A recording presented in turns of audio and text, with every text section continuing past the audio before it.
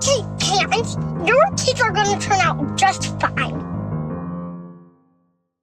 This episode of the podcast is brought to you by Foco. That's Foco, F-O-C-O. If you are a parent of a child or teen with ADHD, you know how challenging it can be to keep them focused and engaged.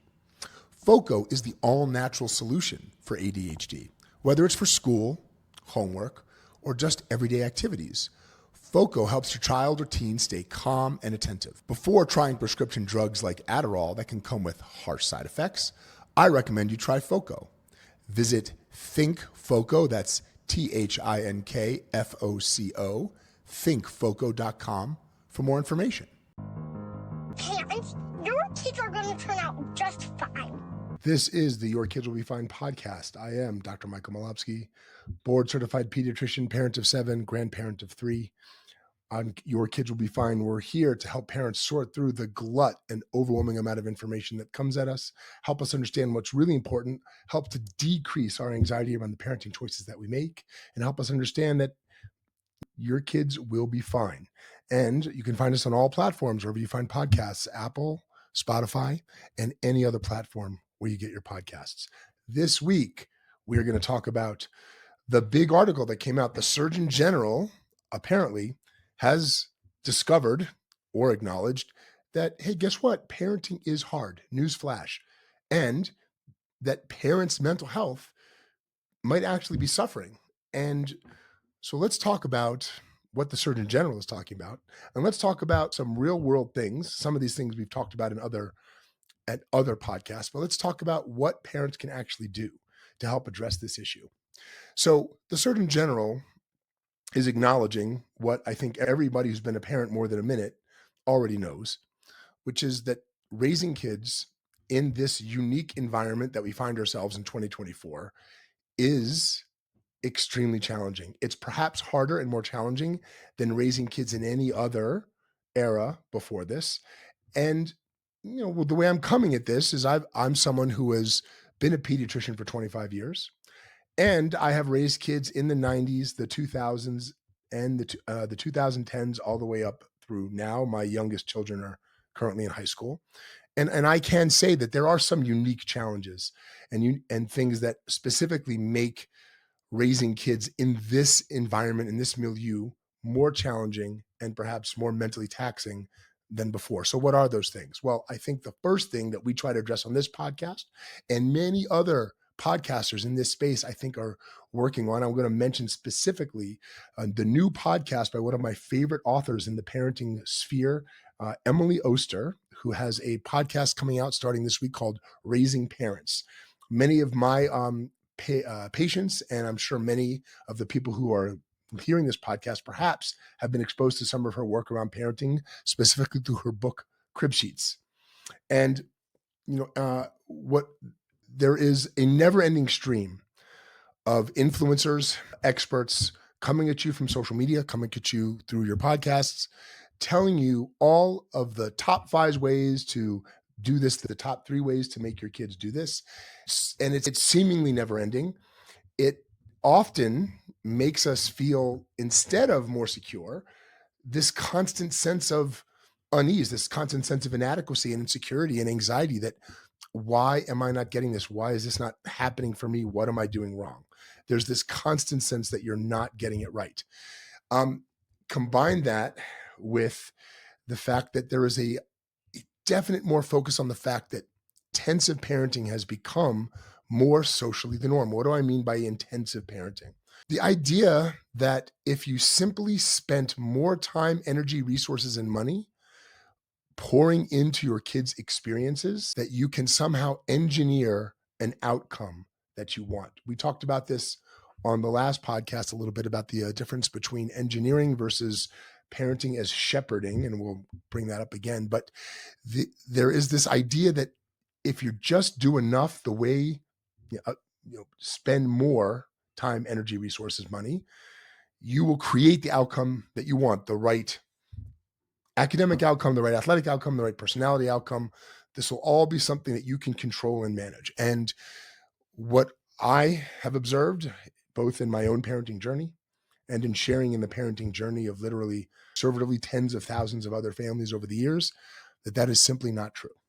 So let's talk about some real world things that parents and families can do to confront this idea and hopefully make the Surgeon General's dire view of what parenting is like nowadays maybe less of a negative, and how can we make this more positive? So I think the first mindset shift that parents have to have is that there is no getting away from the fact that all of us are going to get this wrong. There is no such thing as every parent getting it right all the time. You have a lot of us come at this having no background in raising young children, and now we have this responsibility. So accepting that, embracing the fact that all of us get it wrong all the time, and that mistakes are inherent in the process, and that is okay, and embracing that as part of the journey, both for us and our child, and normalizing that fact. Second, there are several evidence-based approaches and things that we can do, that we can perhaps change how we function around raising our kids, especially when they're young, that don't have to look like what our neighborhood and what we're fed on social media, and perhaps what everyone expects from us and from our kids all the time. The first is that kids can spend, and perhaps it's beneficial for them to spend more time in the presence of adults being safely and constructively ignored. What does that mean? What does that look like? Well, in lots of societies, maybe not as technologically integrated, but in lots of societies throughout time and even currently, kids are integrated into the flow and daily life of the adults. They are invited to participate in what adults are doing that they have to do to manage their day. But adults are not spending an inordinate amount of time, energy, and resources constructing and engineering experiences geared towards the kids. Now, they're not being also given screens to simply tune out and entertain themselves during this time. They're involved. They are either spectating what adults are doing. They're being invited to come in and participate. So how does that look in modern society? No, we're not hunter-gatherers. So, maybe you can't necessarily invite your kid along for the hunt. But the way this looks in our era is that more time where, when you have the opportunity to bring your kid along without necessarily turning them off with screens, but have them observe and participate in what the adults are doing day to day to just manage the home and the household, whether it's around the house, whether that's cleaning or chores, and outside the house, whether that's joining them when they have to go to shopping in the grocery store and let them participate in that activity. I'm not minimizing how hard that is. We have left many full carts in the aisles of Target and grocery stores over the years because of a kid meltdown. So you have to be strategic about it, obviously. But there is seemingly a large amount of value to this in your child's emotional development, sense of independence, and sense of ability to integrate with adults, and sense of autonomy. Two, there is an enormous amount of evidence around the fact that kids should have more opportunities in a safe way to have unstructured, unsupervised playtime with other kids, where there isn't an adult necessarily engineering, intervening, or managing the situation. This is done in other countries a lot easier because they have spaces and communities and things set up specifically to accomplish this safely. It's a lot harder in our more siloed suburban societies. But whenever we have the opportunity or chance to have kids have more time independently playing without parental intervention or engagement with other kids.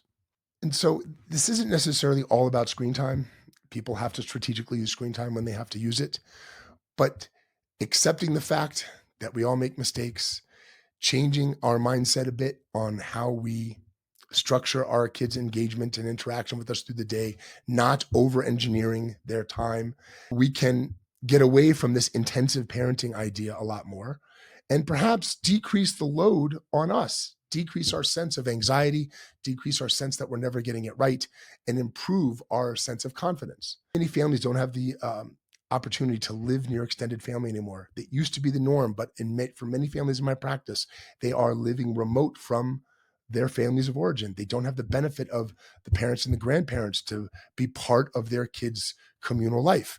Replacing that seems to have a lot of value, but how do you do that? I think you do that with the community of parents where you can find them with similar aged kids who want to accomplish the same things, who want to create less structure and intensive parenting for the kids, more unstructured environments and playtime, and doing it together as a community of parents, I think can be a reasonable substitute.